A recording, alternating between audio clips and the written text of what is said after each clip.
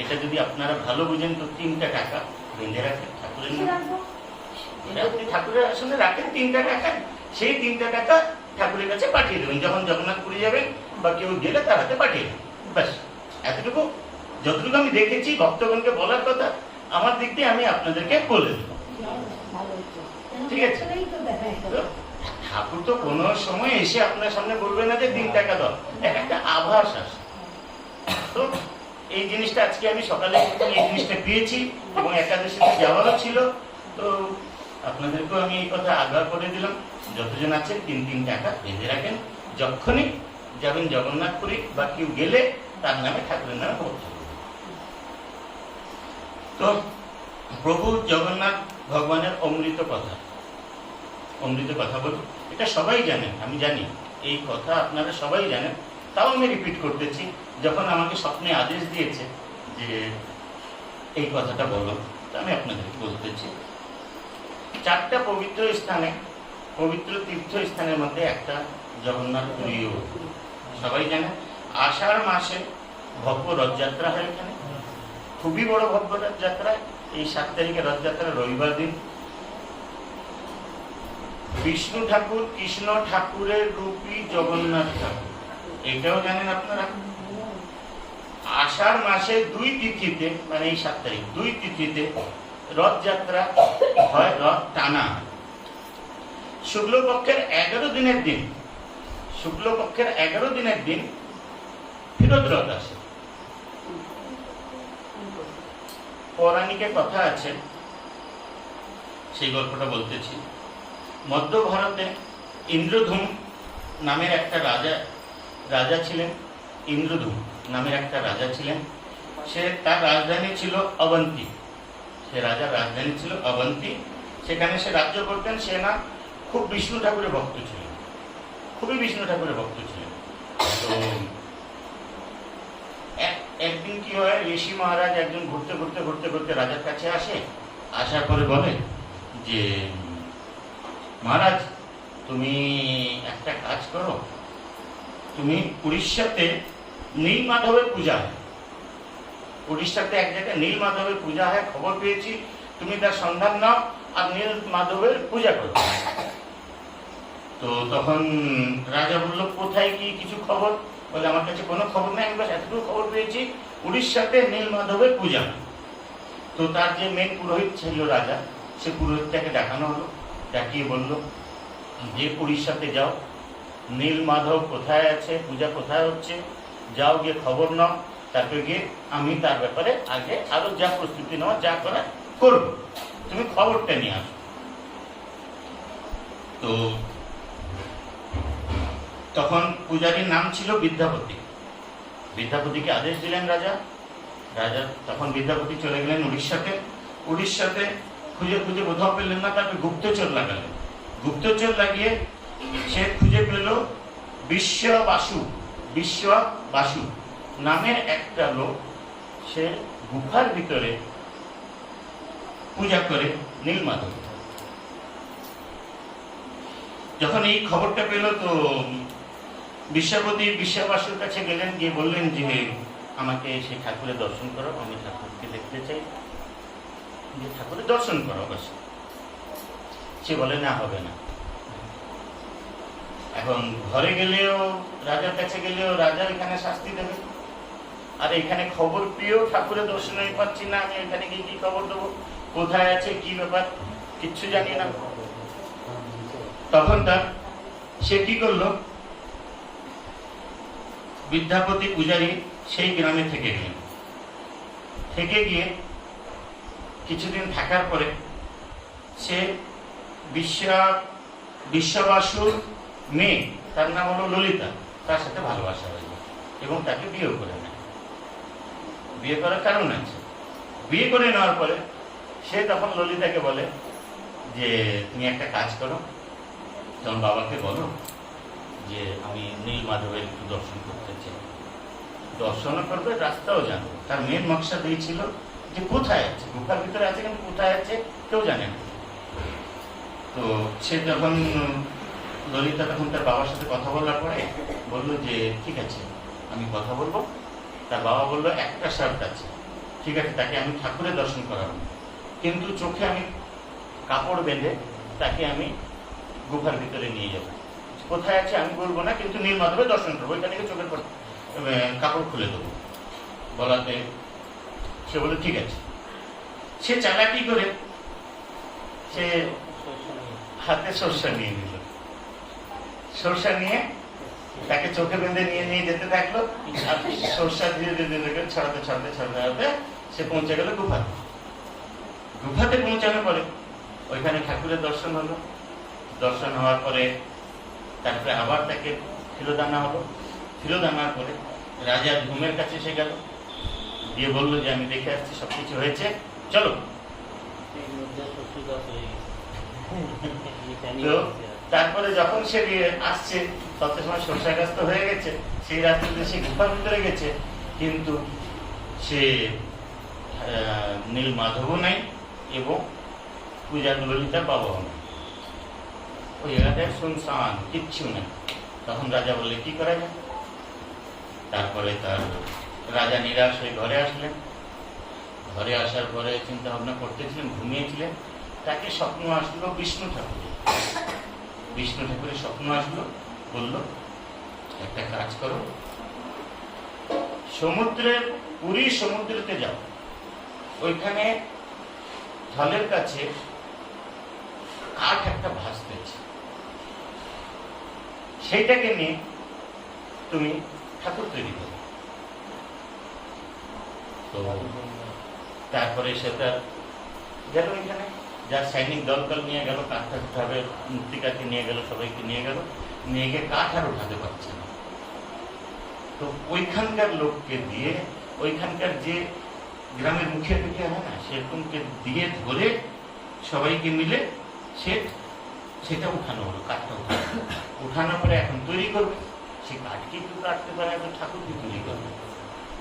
এখন আবার রাজা চিন্তায় পড়ে গেলেন। চিন্তায় পড়ে যাওয়াতে তখন বললেন যে বিষ্ণু ঠাকুরের আবার আবির্ভাব হল স্বপ্নে। বলেন একটা কাজ করো, তুমি বিশ্বকর্মা ঠাকুরকে আবির্ভাব করো, তাকে আহ্বান করো, তো সে এসে তোমার এই ঠাকুর তৈরি করে দেবে।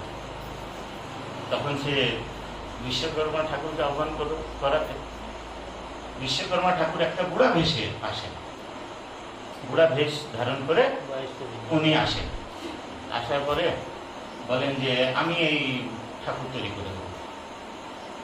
বলে ঠিক, তুমি এক কথা করে দেবে? বলে হ্যাঁ আমি করে দেবো, কিন্তু আমার দুইটা শর্ত আছে। কি শর্ত আছে? আমি 21 দিনের মধ্যে এটা ঠাকুরটা পুরো করে দেবো এবং রুমের ভিতরে থেকে আমি ঠাকুর বানাবো, কেউ জানি আমাকে ডিস্টার্ব না করে, দরজা আমি না খুলে, আমি 21 দিন পরে ঠাকুর তোমাদেরকে আমি দিয়ে দেবো, দিয়ে তারপরে আমি চলে যাবো। আর যদি মাঝখানে যদি তোমরা আঘাত দাও, আওয়াজ দাও, দরজা যদি ভাঙো, তাহলে আমাকে আর পাবে না। এই করে সে তার বলে ঠিক আছে, আমি তোমার সব কথা আমি মানছি, সব কথা মানছি, ঠিক আছে তুমি শুরু করো। শুরু করলো। ঘরের ভিতরে দিয়ে করাতের আওয়াজ, কাঠের আওয়াজ, বাটালের আওয়াজ, সব আওয়াজ আসতেছে। আর সবাই তো জানে যে হ্যাঁ ভিতরে কাজ হচ্ছে, ভিতরে কাজ হচ্ছে। 12 দিন হয়ে গেল, তারপরে কোনো আওয়াজ আসছে না। সবাই তার কান লাগিয়ে শুনি, কোনো আওয়াজ আসছে না। 15 দিন হয়ে গেল। 15 দিনের দিন রানী, নামটা হ্যাঁ রানী, সে তার রানী গুন্ডিচা, রানী গুন্ডিচা, সে তার বারবার ধ্যান দেয়, বলে না আওয়াজ তো আসছে না, আওয়াজ তো আসছে না। মহারাজের কাছে গিয়ে বলে যে এরকম আওয়াজ আসতে বলে দাঁড়াও তো সব হবে। 12 দিন থেকে সে পিছনে পড়ে গেছে, যে রানী গুন্ডিচা পিছনে পড়ে গেছে, যে আওয়াজ আসছে না, আওয়াজ আসছে না। বলে ঠিক আছে শান্ত থাকো, আমাকে বলে গেছে 21 দিনে সে কমপ্লিট করে দেবে। বলে যদি সে ভিতরে মারা যায় তো পাপ তো আমাদের কি লাগবে, তুমি দরজাটা খোলাও না, দরজাটা খোলাও না। সে বারবার মানা করে। তারপরে গিয়ে 15 দিনের দিন সে দরজা সন্ত্রে গিয়ে ভাঙা হওয়ার পরে সে আপনার বিশ্বকর্মা ঠাকুর তো চলে গেলেন। আর ঠাকুরের আধা হাত, আধা পা, অবস্থা পুরাটা আছে এখন থেকে। কমপ্লিট হলো। তো সেই অবস্থায় প্রভু জগন্নাথ, বড় ভাই বলরাম, ছোট বোন সুভদ্রা সব তিন অবস্থায় ছোট ছোট মানে আধা আধা অবস্থায় আছে। সেইটাকেই ঠাকুরের মন্দিরে স্থাপিত করা হয় এবং করে মন্দির শুরু হয়। এখন ঠাকুরের জ্বর, এটা একটু ভালোভাবে শুনবেন।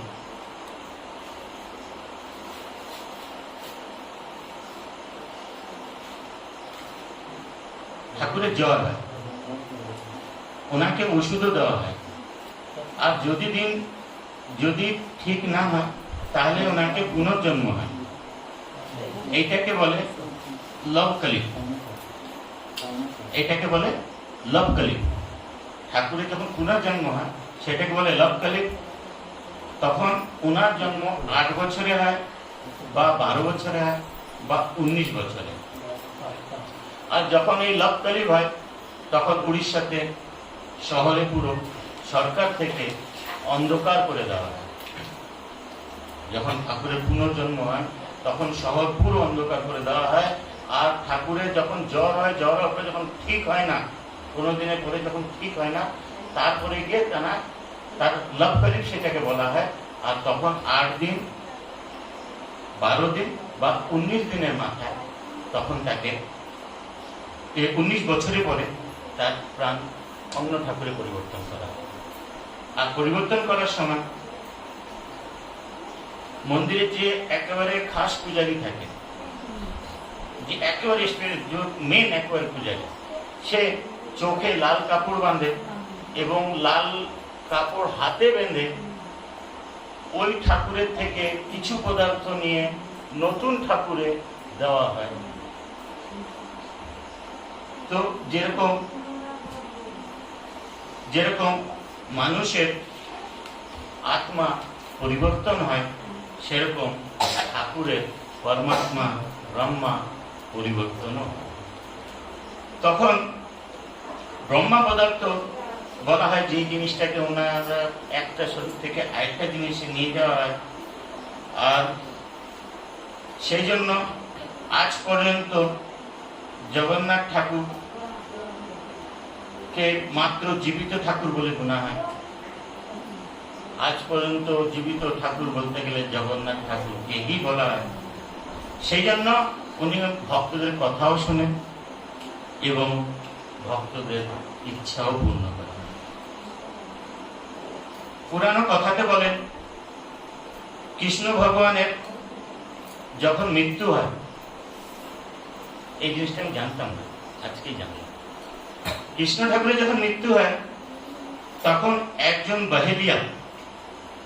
বাহেলিয়া বলে একজন, সে অন্তিম সংস্কার মানে আগুনে মৃতদেহ পুড়ায়নি, অন্তিম সংস্কার করেনি। সে শ্রীকৃষ্ণ ভগবানকে আগুনে অন্তিম সংস্কার না করে সেই জন্য ওনার হৃদয়ও পুড়েনি। অন্তিম সংস্কার হয়নি তো হৃদয়টাও পুড়েনি। ও বাহেলিয়া সে কাঠের বান্ডাল আছে না, কাঠের গুচ্ছার মধ্যে কৃষ্ণ ঠাকুরকে রেখে বেঁধে সে সমুদ্রে ভাসিয়ে দেয়। সেই কাঠের গুচ্ছা ভেসে ভেসে ভেসে ভেসে পুরী মন্দিরে, পুরীর সমুদ্র তলে গিয়ে পৌঁছায়। আর সেই কাঠটাকে ইন্দ্রধূম, সেই কাঠকে দিয়ে জগন্নাথ ভগবানের মূর্তি তৈরি করে। এটা আজকে বিধান। একটি কথা, মাধব দাস একজন খুব বড় ভক্তি সহকার মানুষ ছিলেন, খুবই ভক্তি করতেন, নাম সংকীর্তন করতেন, ঠাকুরের দ্বারেই থাকতেন, নিজের কাজ নিজেই করতেন, কারোর উপরে ডিপেন্ড থাকতেন না, সবসময় প্রভু জগন্নাথের নাম করতেন, শোয়া উঠা বসা সবসময়, এবং মন্দির প্রাঙ্গণে গিয়েও সবসময় সে ঠাকুরের নাম করতেন। একবার কি হয়েছে, সে খুব রোগগ্রস্ত হয়ে গেছে, তার পায়খানা বমি হয়ে গেছিল, আর এত বেশি হয়ে গেছিল সে বিছনা শয্যা হয়ে গেল। লাস্ট পর্যন্ত বিছনা শয্যা হওয়ার পরেও সে ঠাকুরের নাম করত। আর এমন হয়ে গেল সে বিছানায় তার মল যাওয়া শুরু হয়ে গেল। তো যখন মল যাওয়া শুরু হলো, সে কিছুদিন পরে অচৈতন্য হয়ে গেল। যখন অচৈতন্য হয়ে যায়, তখন প্রভু বলরাম বলেন যে প্রভু জগন্নাথকে, তোমার এত বড় শিষ্য, তুমি ওর উপরে একটু দয়া করো, ওকে একটু ঠিক করে দাও, ও তো এত বড় রোগে পড়েছে, ওকে কিছু তো ওকে দয়া করো। বলে ও পুরানো পাপের ফল পাচ্ছে, পুরানো পাপ করেছিল সেই জন্য সে ফল পাচ্ছে, আমি তার কাছে যাচ্ছি, আমি সেবা দেবো তাকে। তারপরে জগন্নাথ ঠাকুর নিজে সেবকের ভেষ তৈরি করে তার কাছে আসে, আসার পরে তার সেবা করতে থাকে এবং কি তার মলের কাপড় চোপড়ও নিজে ধুয়ে তাকে স্নান করায়, সবকিছু তার। যখন একটু সুস্থ হয়ে গেছে, তখন মাধব দাস দেখে ওনাকে বলেন, চিনে গেছে সে, এ তো আমার প্রভু জগন্নাথ। যখন চিনে গেছে, তখন বলে, প্রভু আমি তো তোমার কাছ থেকে আমি এরকম সেবা নেবো না, তোমার কাছ থেকে এরকম সেবা আমি নেবো না। তখন বলে, তুমি গত জন্মের পাপের ফলে এই জন্মে পাচ্ছ, এই জন্মে তুমি কোনো পাপ করোনি, কিন্তু গত জন্মের পাপের ফলে এই জন্মে পাচ্ছ, সেই জন্য তোমাকে আরো 15 দিন রোগে থাকতে হবে। তো বলে, 15 দিন আরো রোগে থাকলে আমি তোমার নাম করতে পারবো না। তো বলে, এর জন্য আমি একটা উপায় দিচ্ছি, তোমার রোগটা আমি নিয়ে নিই। তোমার যে 15 দিনের আগের রোগটা আছে, সেই 15 দিনের আগের রোগটা আমি নিয়ে নিই, তো তুমি আমার নামও করতে পারবে, এবং এর জন্য আগের জন্য তোমাকে নিতে লাগবে না। নাহলে 15 দিন তোমাকে রোগে থাকতেই হবে, তার মধ্যে তোমার মৃত্যু হয়ে যেতে পারে, আবার একটা জন্ম নিতে হবে, আবার একটা জন্ম নেওয়ার পরে তারপরে গিয়ে তুমি বৈকুণ্ঠ ধাম যেতে হবে। এর চেয়ে ভালো 15 দিনের রোগটা আমি নিয়ে নিচ্ছি, আর তুমি সুস্থ হয়ে থাকো, তুমি বৈকুণ্ঠ ধাম। তো 15 দিনের রোগটা সে নিয়ে নেয়। নিয়ে নেওয়ার পরে এখন প্রতি বছরে জ্যৈষ্ঠ মাসের পূর্ণিমার দিন, এই জিনিসটা সবাই জানে, প্রতি বছরে জ্যৈষ্ঠ মাসে পূর্ণিমার দিন ঠান্ডা জলে জগন্নাথ ঠাকুরকে স্নান করানো হয়।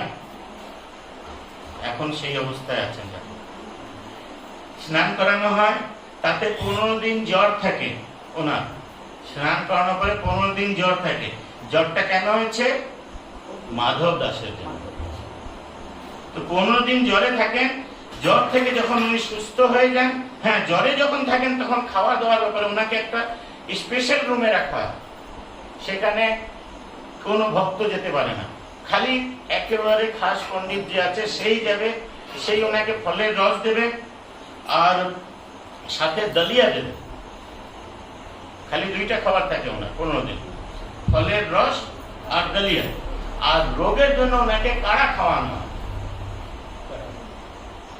আপনারা করোনার সময় তো অনেক শুনেছেন, কাড়া খাও, সেই কাড়া খাওয়ানো হয়।